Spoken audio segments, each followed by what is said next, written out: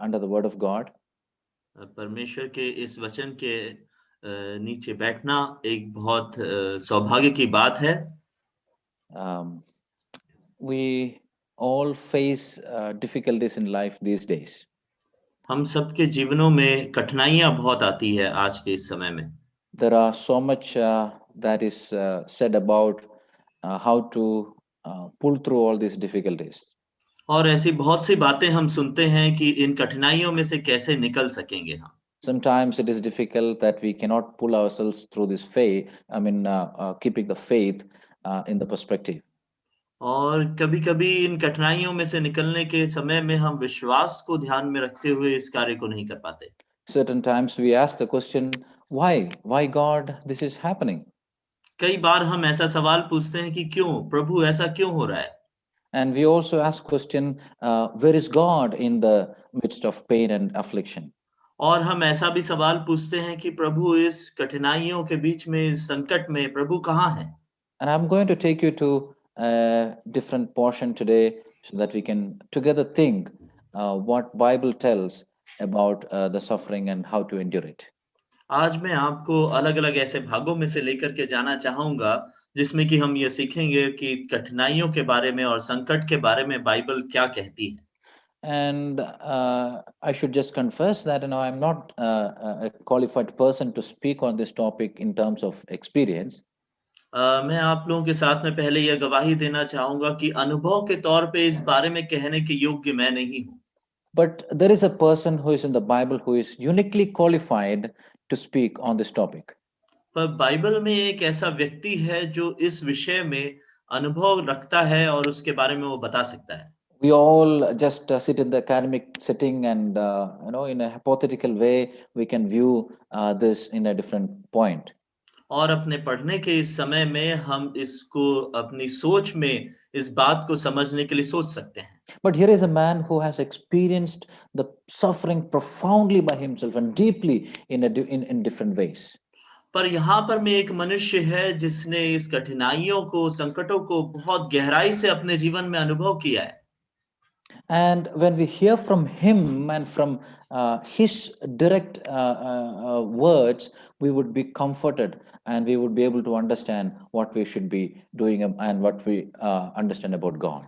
और जब हम उसके वचनों को सुनेंगे, उसे कहे हुए शब्दों पर ध्यान देंगे, तब हमें बहुत सांत्वना मिलेगी और हम यह समझेंगे कि हम परमेश्वर के वचन से ऐसे समयों में कैसे बर्ताव करें। What God is doing in the midst of affliction. इन कठिनाइयों के बीच में प्रभु क्या कर रहा है? We're going to see 4 of them today. हम उसमें से 4 बातों को आज देखेंगे।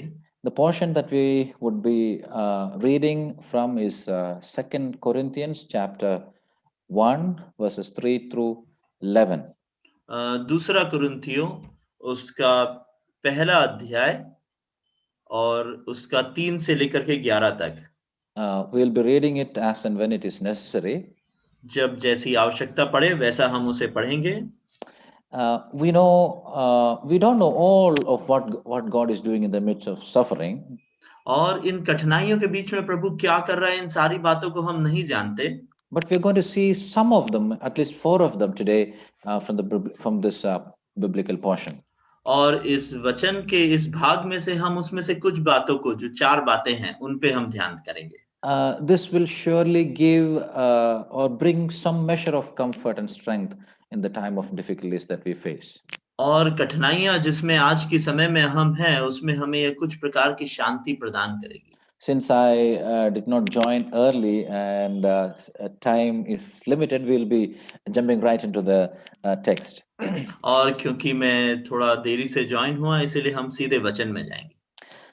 We read in verse 3, और chapter हम 1 of 2 Corinthians, Blessed be the God of Father and our Lord Jesus Christ, the Father of mercies and God of all comfort.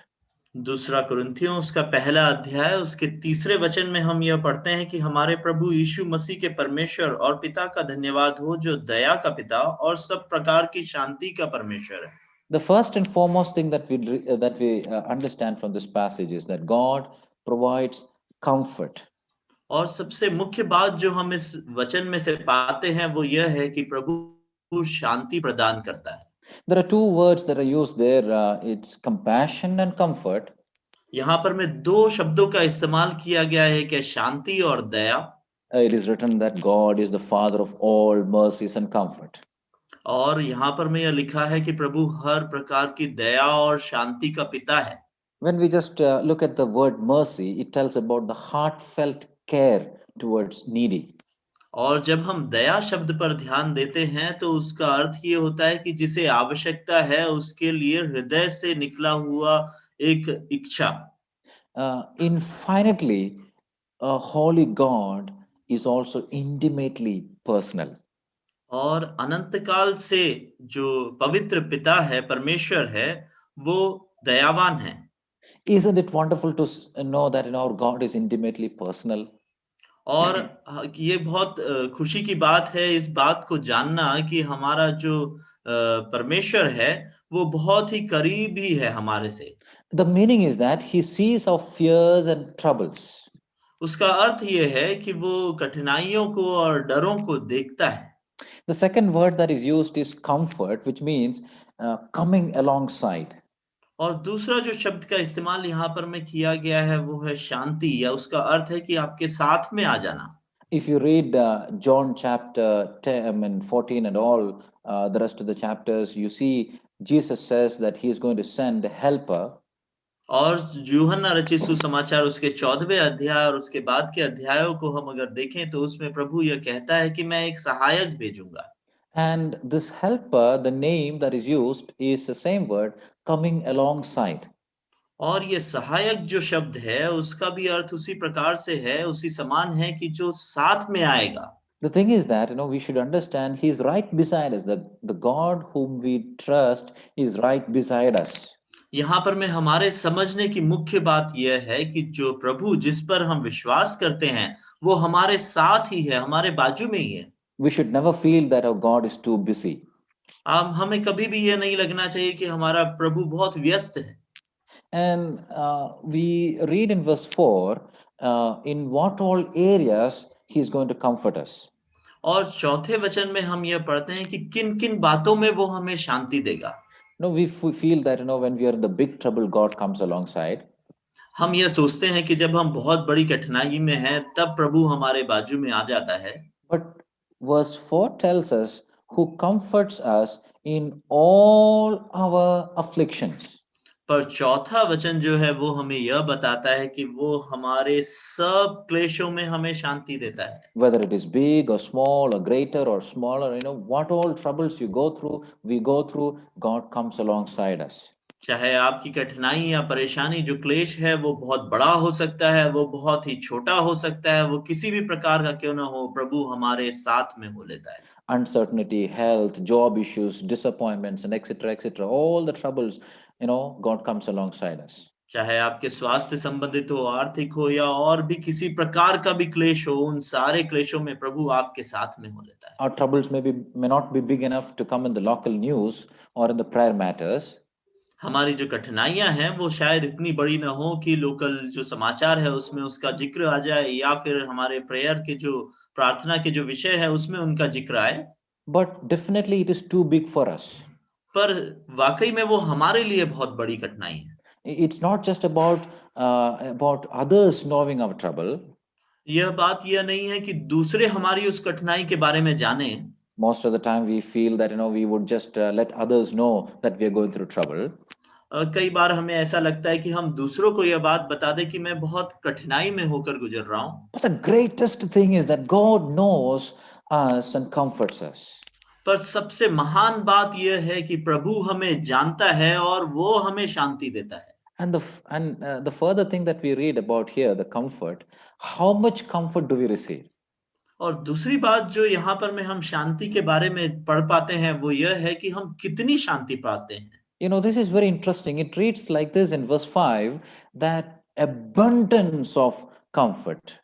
और 5वें वचन में यह बहुत ही अच्छी बात लिखी गई है कि वो कहता है कि जो शांति की बहुतायत है, अधिक शांति वो हमें देता है। Yeah, comfort is abundant through Christ. और मसीह के द्वारा जो शांति मिलती है वो बहुतायत की शांति मिलती है। The word abundant means overflowing, or it's just more than enough. बहुतायत का मतलब यह है कि जो उमड़ रहा है जरूरत से भी अधिक। To make you understand, the in the passage itself, there is a visual that we can just understand there. और हमारे समझ के लिए उसी भाग में एक बात बताई गई है, एक चित्र बताया गया है। If you just read and count the times of the number of times the word comfort is used, you will understand that. अगर आप पढ़ें और इस बात को देखें कि शांति शब्द का इस्तेमाल कितनी बार किया गया है, तो आप उस बात को समझ पाएंगे। Almost 10 times in Greek this word comfort is used. और अगर यूनानी भाषा में अगर हम इस भाग को देखें तो करीब 10 बार इस शब्द का इस्तेमाल किया गया है। God pours the comfort on us. प्रभु जो है वो शांति हमारे ऊपर उड़ेल देता है। And there is a purpose for which this comfort is given to us. और ये जो शांति हमें दी जाती है उसके पीछे एक उद्देश्य भी है। We read in verse 4, the last portion, he has comforted us in our affliction with which he has comforted us so that we may comfort others. और वह उद्देश्य जो है चौथे वचन के आखिरी भाग में लिखा गया है कि वो हमें शांति इसलिए देता है ताकि हम उस शांति के कारण उन्हें भी शांति दे सके जो किसी प्रकार के क्लेश में हो। It's so intriguing that we should realize that God comforts us not to be comfortable in our setting, but to be comforters.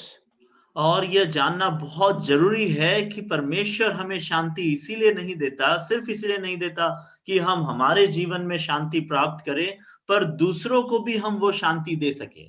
Most of the time when we receive the comfort, we are comfortable and that's enough. That's not the purpose for which comfort is received in our lives. आमतौर पर जब हमें शांति प्राप्त होती है तो हम हमारे जीवन में शांति पा लेते हैं और हम खुश रहते हैं, पर ऐसा नहीं चाहता है प्रभु का वचन हमसे। But we see this, there are several people, several believers, several examples who had gone through different and severe trials in their life and they later become comforters. और हम देखते हैं कि बहुत से ऐसे विश्वासी हैं जो बहुत कठिनाइयों में से होकर के गुजरे हैं, बहुत से क्लेशों में से होकर के गुजरते हैं और उसके बाद दूसरों को भी शांति देने वाले वे बन जाते हैं। And Paul is one of those. और पौलुस उनके समान एक है। And the second thing that we are reading about the trials and God is verse 6. और दूसरी बात जो हम पढ़ते हैं वो है वचन 6 में, जहां पर में हम इस क्लेश और प्रभु के बारे में पढ़ते हैं। Verse 6, it reads like this: if we are afflicted, it's not for your comfort, for the salvation, and if we are comforted, it is for your comfort, which is effective in patient entering of the same suffering which we also suffer. और छठे वचन में हम इस प्रकार से पढ़ते हैं, यदि हम क्लेश पाते हैं तो यह तुम्हारी शांति और उद्धार के लिए है, और यदि शांति पाते हैं तो यह तुम्हारी शांति के लिए है, जिसके प्रभाव से तुम धीरज के साथ उन क्लेशों को सह लेते हो जिन्हें हम भी सहते हैं। So, what God is doing in the midst of affliction, the first thing is God provides comfort. कठिनाइयों के बीच में, क्लेशों के बीच में प्रभु क्या करता है? पहली चीज वो देता है वो है शांति। The second thing that we understand from this passage is God provides or God produces endurance in us. और यहाँ पर में जो दूसरी चीज हम सीखते हैं इस वचन के माध्यम से वो यह है कि क्लेश के माध्यम से प्रभु हमारे जीवन में धीरज उत्पन्न करता है। Which is effective in patient enduring. When Paul was suffering, it produced endurance in his life. और जब पौलुस इस तरह के क्लेशों को सह रहा था तो उसके द्वारा उसके जीवन में धीरज उत्पन्न हुआ। There are several passages which tell about testing of faith which produces endurance. ऐसे कई वचन के भाग हैं जो इस बारे में बताते हैं कि विश्वास की परख जो है धीरज से होती है। It is a word that's connected much to the exercise or gym. ये जो वचन है जो है वो ऐसे कसरत के साथ में जुड़ा हुआ है, एक वचन है। That means, if you are reading about the gym and fitness, it doesn't do any good on us. आप अगर बहुत ज्यादा कसरत के बारे में पढ़ रहे हैं, जिम के बारे में पढ़ रहे हैं, तो उससे आपको कोई फायदा नहीं होगा। You won't be able to endure pain and the pain in your body. आप वो जो क्लेश है, जो जो दर्द आपके शरीर में उठने वाला है, उसको आप उठा नहीं पाओगे पढ़ने That से। that means you will not be able to do more jobs, and you can't endure such pain in your body. उसका अर्थ यह है कि आप ऐसे कार्य नहीं कर पाएंगे बहुत ज्यादा, और उस तरह का जो दर्द जो उस तरह की कसरत करने से होता है उसको नहीं उठा पाएंगे।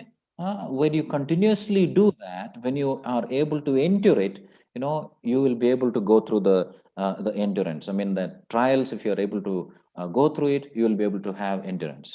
और जब आप उस तरह के कार्य को करने लगते हैं, उन कसरतों को करने लगते हैं, तो फिर आप उस तरह के दर्द को सह पाएंगे। We have to see this muscle of endurance spiritually in our life as we just go through the trials. इस तरह से सहने का जो ताकत है, वो हमारे आत्मिक जीवन में भी जब हम आगे बढ़ते जाते हैं, तो हम उसे देखना चाहते हैं। Paul says in Romans chapter 5 and verse 3 that we rejoice in our tribulation, knowing that tribulation brings perseverance.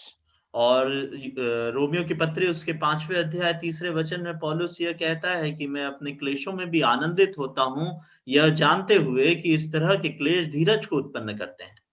Verses 8 and 9, we see the third thing, what God is doing in the midst of trials. 8वें और 9वें वचन में हम ये पढ़ते हैं कि इन समयों में जब क्लेश है, तब प्रभु क्या करता है। We read there, especially in verse 8, you know, uh, there, for we do not want you to be unaware, brethren, that we were afflicted when we came, when which came to us in Asia, that we were burdened excessively beyond our strength, so that we despaired even for life.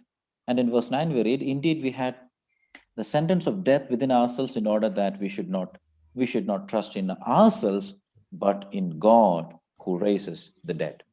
8वें वचन में और 9वें वचन में हम यह पढ़ते हैं कि पौलुस यह लिखता है कि हम नहीं चाहते कि तुम हमारे उस क्लेश से अनजान रहो जो आसिया में हम पर पड़ा।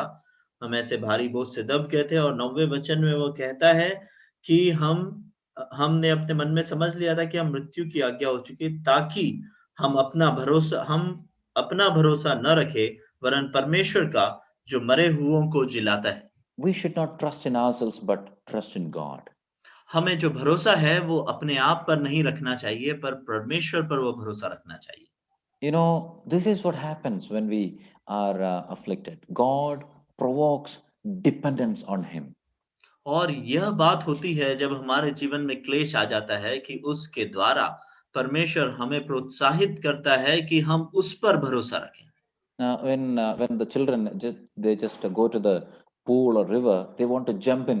They even if they do not know the swimming. जब बच्चे किसी स्विमिंग पूल में या नदी में जाते हैं, तो बस वे कूद जाना चाहते हैं उसमें, जबकि उन्हें तैरना नहीं आता है। If even if we just try to stop them, they won't just try to stop there. They want to just jump into the water and feel that they are able to swim by themselves. और चाहे हम उन्हें रोकने की भी कोशिश करें, तो भी वे चाहते हैं कि वो कैसे भी उस पानी में कूद जाए और उस पानी का अनुभव ले सके।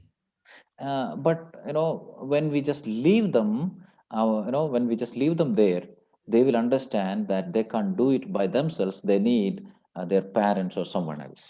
और जब हम उन्हें अकेला छोड़ दें और उन्हें वो करने दें, तब उन्हें वो समझ में आता है कि वो उनके बस की बात नहीं है, वो अकेले उसे नहीं कर सकते, उन्हें माता-पिता की ज़रूरत पड़ती है। We also have kind of a delusion in our life that we can do everything by ourselves.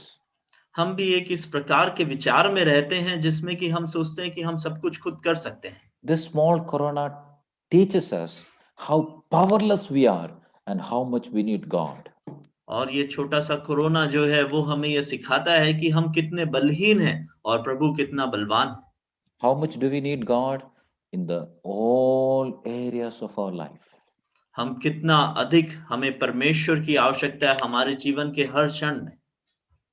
We see here, Paul has all the right to depend on himself and his ability and his power and all those things, but he says, I trust in God. पौलुस को पूरा अधिकार था यहाँ पर में कि वो अपने आप पर भरोसा रखे, अपनी शक्तियों पर भरोसा रखे, अपने अधिकारों पर भरोसा रखे, पर यहाँ पर में पौलुस कहता है कि मेरा भरोसा परमेश्वर पर है।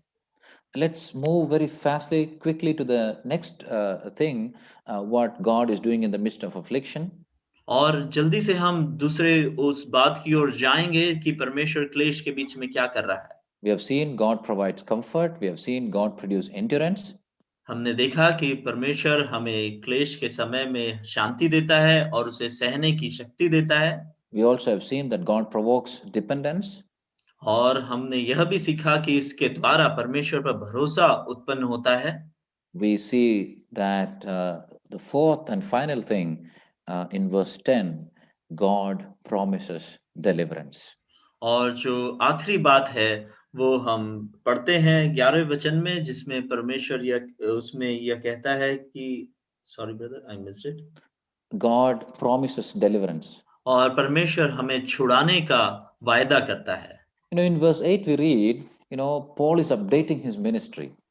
हम 8वें वचन में यह पढ़ते हैं कि वो अपनी सेवकाई के बारे में हमें बता रहा है पौलुस। If I update about my ministry to the supporting church, अगर मैं अपनी सेवकाई के बारे में उस कलीसिया को बताऊं जो मेरा सहायता करती है, I will surely make all my weaknesses left out from those report. उस तरह की जो रिपोर्ट है उसमें से मैं अपनी सारी कमियों को हटा दूंगा। Our reports will be just, well edited resumes, resumes. You know that. जो जो रिपोर्ट हम हमारे बारे में बनाएंगे वो बहुत ही अच्छी तरह से बनाए हुए सुंदर रिज्यूमे जो हम अपनी तारीफ के लिए करते हैं वो होगा। Here you see in verse 8, Paul talks about his weaknesses. और यहाँ पर मैं 8वें वचन में हम देखते हैं कि पौलुस अपनी कमियों के बारे में कह रहा है। He's dare enough to speak about his weaknesses, and he tells that the afflictions had come to us in Asia, and it was burdened excessively beyond our strength.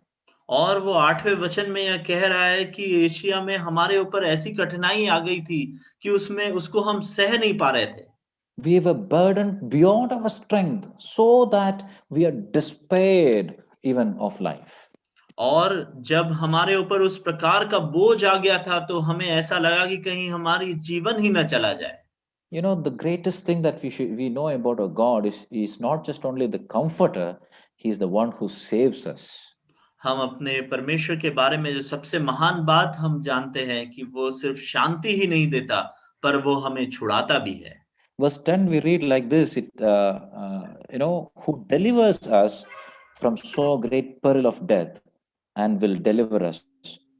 He on whom we have set our hope, and he will yet deliver us.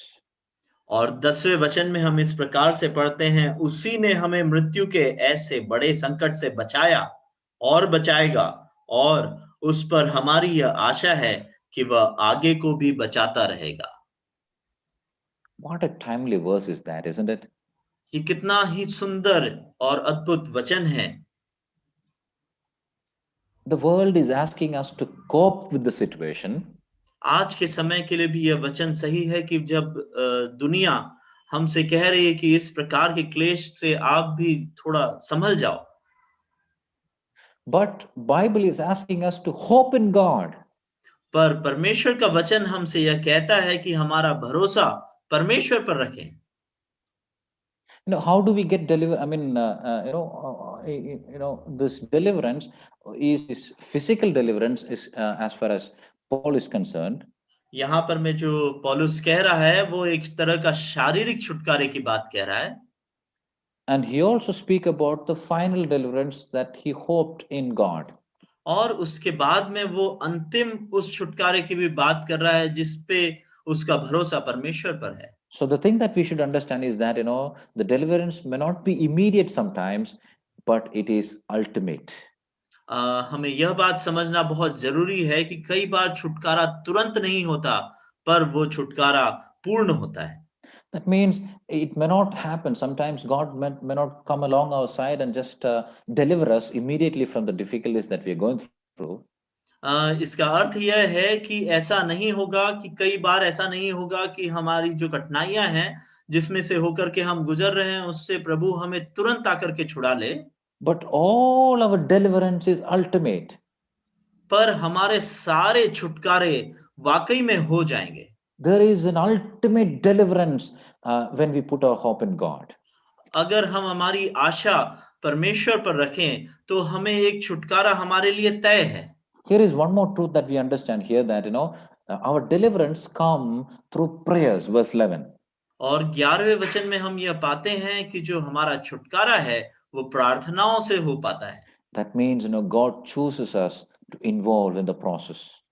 इसीलिए इसका अर्थ है कि परमेश्वर यह चाहता है कि हम उस कार्य में बने रहें।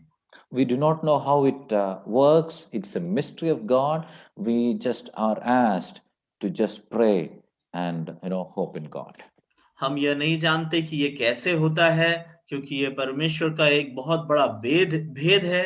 हमें सिर्फ ये कहा गया है कि हम परमेश्वर पर आशा रखते हुए प्रार्थना करें। Finally, in closing, I would just leave this thought also with you. और अंत में समाप्त करते हुए मैं आपके साथ एक विचार छोड़ना चाहूंगा। Suffering usually brings isolation. क्लेश जो होता है वो आम तौर पर हमें दूसरों से दूर कर देता है। Sometimes what happens is that when we suffer, people come and comfort us for some time, and then when they go out, we are still in the isolation. कई बार ऐसा होता है कि जब हम किसी प्रकार के क्लेश में हैं तो लोग हमें सांत्वना देने के लिए आते हैं और वो कुछ देर तक हमारे साथ में रहते हैं, फिर जब वो चले जाते हैं तो फिर हम अकेले हो जाते हैं। Much is spoken of social distancing and distancing these days. Social distancing के बारे में आज के समय में बहुत सारी चीजें कही गई है This is of course needed for this time. और आज के समय में ये बहुत जरूरी भी है। But in the real norms, it should not drive us away. पर असल जिंदगी में ये चीजें हमें दूर न कर दें। Christians as a community should come together in prayer and fellowship, and that will help us to have a bond of fellowship. मसीही लोग जो हैं वो एक झुंड के तौर पे उनके लिए आवश्यक है कि वो एकत्रित हो और सहभागिता रखे, ताकि एक दूसरे के साथ में वो संबंध बन सके। That means sufferings actually bring all Christians together. उसका अर्थ यह है कि क्लेशों में सारे मसीही लोग एकजुट हो जाते हैं। So, what God is doing in the midst of affliction, तो क्लेशों के बीच में प्रभु क्या कर रहा है? we have seen 4 of them. हमने 4 बातों को यहाँ पर में देखा है। God provides comfort, परमेश्वर शांति प्रदान करता है God produces endurance in us, और वो उसे सहने की शक्ति हमें प्रदान करता है God provokes dependence on Him. और उसके द्वारा वो प्रेरित करता है कि हम उस पर निर्भर रहें। God also promises deliverance. और उसके बाद वो ये वायदा करता है कि वो हमारा छुटकारा करेगा। May God help us that we would be able to understand why God bring suffering in our life and how God reacts to that. हमें परमेश्वर इसमें मदद करे कि हम इस बात को समझ पाए कि परमेश्वर हमारे जीवनों में क्लेश क्यों अनुमति देता है। We do not know all of what God is doing, but we know certain truths and principles from the biblical passages. और हम सारी बातों को तो नहीं जान सकते जो प्रभु करता है, पर बाइबल के भागों में से कुछ बातों को कुछ सच्चाइयों को हम समझ सकते हैं जो परमेश्वर करता है। May God help us to have the measure of comfort and strength that is necessary for the time to continue to persevere and to live in the midst of difficult situation.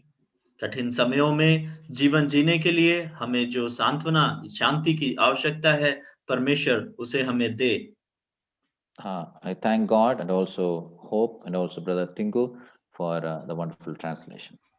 परमेश्वर का धन्यवाद देना चाहता हूँ इस अवसर के लिए। धन्यवाद। Amen.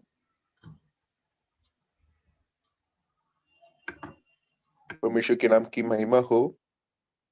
उसे एक सुंदर समय पर एक सुंदर वचन परमेश्वर के दास के द्वारा हमारे बीच पर लेकर आने